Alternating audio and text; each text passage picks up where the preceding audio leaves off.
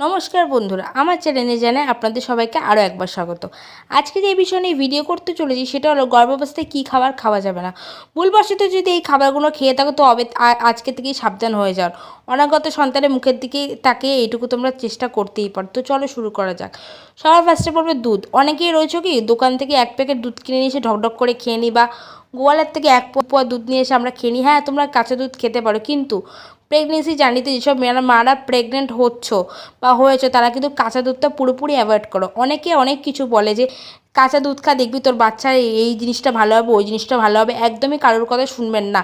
ডাক্তারের পরামর্শ ছাড়া কোনো কিছুই খাবার গ্রহণ করবে না। সন্তান কিন্তু আপনার দায়িত্ব, আপনার কর্তব্য যে তাকে সুস্থ রাখা।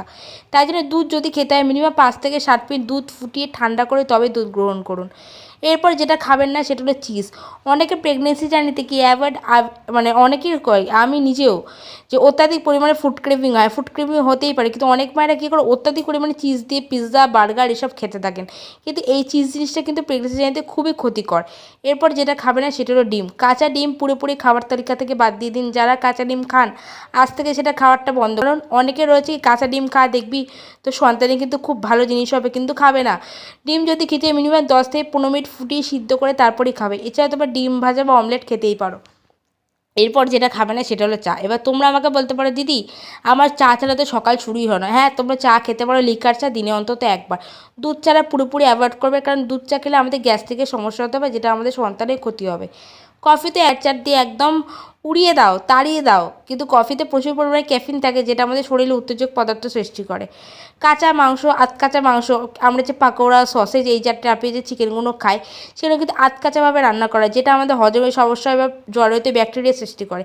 তাই কাঁচা মাংস খাবে না। পেঁপে একদমই খাবে না, ভুলেও খাবেন না।